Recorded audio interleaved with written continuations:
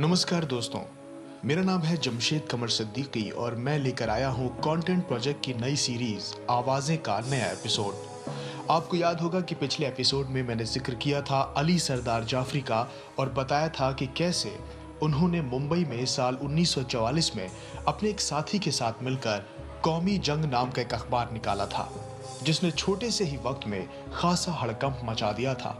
आज हम बात करेंगे उस दूसरे साथी की, और उस दूसरे साथी का नाम था सज्जाद ज़हीर।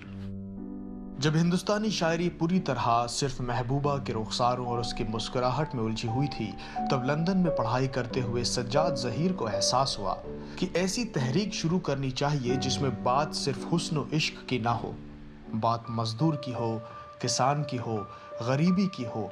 और इसके लिए उन्होंने प्रगतिशील लेखक संघ की बुनियाद डाली। इसके लिए उन्होंने अपने दौर के सबसे बड़े कहानीकार मुंशी प्रेमचंद से राब्ता किया और उन्हें इसकी कमान संभालने की गुजारिश की।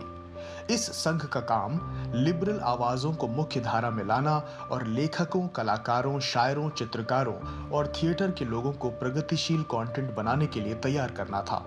जो आवाजें लिबरल नहीं थी उन्हें खारिज भी किया जा रहा था। इस संघ की सबसे पहली मीटिंग लखनऊ के रिफे आम क्लब में हुई थी, जहां मुंशी प्रेमचंद ने तमाम लेखकों और कलाकारों को संबोधित किया था। एक नज्म में सज्जाद ज़हीर ने कहा था, कभी कभी बेहद डर लगता है कि दोस्ती के सब रुपहले रिश्ते, प्यार के सारे सुनहरे बंधन सूखी टहनियों की तरह चटक कर टूट न जाएं। आंखें खुलें, बंद हो देखें, लेकिन बातें करना छोड़ दें। हाथ काम करें, उंगलियां दुनिया भर के कज़िये लिखें, मगर फूल जैसे बच्चों के डगमगाते छोटे छोटे पैरों को सहारा देना भूल जाएं। और सुहानी शबनमी रातों में जब रोशनियां गुल हो जाएं, तारे मोतियां चमेली की तरह महके, प्रीत की रीत निभाई न जाए, दिलों में कठोरता घर कर ले, मन के चंचल सोते सूख जाएं। यही मौत है, यही मौत है, यही मौत है।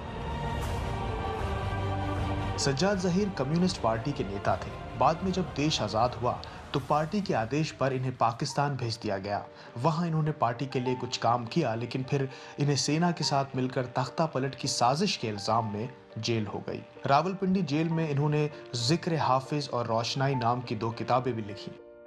रोशनाई के बारे में आपको बताता चलूं कि ये इकलौती ऐसी किताब है जो ये बताती है कि हिंदुस्तान की आज़ादी के संघर्ष में फिल्मों, गीतकारों, शायरों और थिएटर का क्या रोल रहा। शायद ये अपने आप में ऐसी इकलौती किताब है।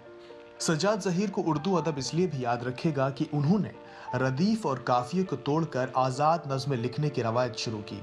न कोई बहर, न कोई मीटर। हालांकि इसके लिए उन्हें कई बार बड़े शायरों से तनकीद झेलनी पड़ी, लेकिन उन्होंने बिना किसी नियम कायदे के यूं ही लिखा। पिघला नीलम नाम की उनकी किताब इसी शायरी का एक नमूना है। तो सज्जाद ज़हीर बहरहाल पाकिस्तान जेल से हिंदुस्तान लौटे और फिर तमाम रचनाएं की, जैसे नींद नहीं आती, फिर वही हंगामा, दुलारी और लंदन की एक रात। एक नज्म में उन्होंने कहा, तुमने मोहब्बत को मरते देखा है, चमकती हंसती आंखें पथरा जाती हैं, दिल के दालानों में परेशान गर्म लू के झक्कड़ चलते हैं, गुलाबी एहसास के बहते हुए खुश्क, और लगता है जैसे किसी हरी भरी खेती पर पाला पड़ जाए। लेकिन या रब, आरज़ू के इन मुरझाए सूखे फूलों, इन गुमशुदा जन्नतों से कैसी संदली दिलावेज खुशबुएं आती हैं।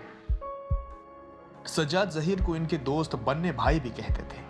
बन्ने भाई अदब की बेहतरी के लिए काम करते रहे। उन्होंने बाद में फैज़ अहमद फैज़ के साथ मिलकर एफ्रो एशियन राइटर्स एसोसिएशन बनाई और उसी की मीटिंग के लिए तमाम देशों में गए।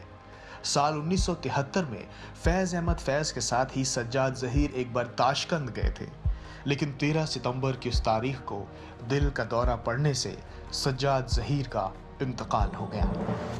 फैज़ सज्जाद की मिट्टी लेकर हिंदुस्तान लौटे तो उन्होंने लिखा, न अब हम साथ सैर गुल करेंगे, न अब हम मिलकर सरे मक्तल चलेंगे, हदीसे दिल बरा बहम करेंगे, न खूने दिल से शरह गम करेंगे, न लैलाए सुखन की दोस्तारी, न गमहाए वतन पर अश्कबारी, बिसाते बादाओ मीना उठा लो, बढ़ा दो शमाए महफिल बज़्म वालों, पियो अब एक जामे अलविदाई, पियो और पी के सागर तोड़ डालो।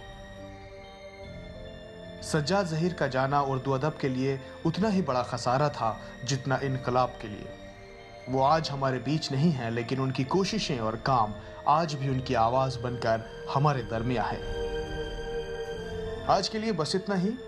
अगले शनिवार फिर लौटूंगा किसी ऐसी ही शख्सियत के जिक्र के साथ। तब तक के लिए जमशेद कमर सिद्दीकी को दीजिए इजाजत। शुक्रिया।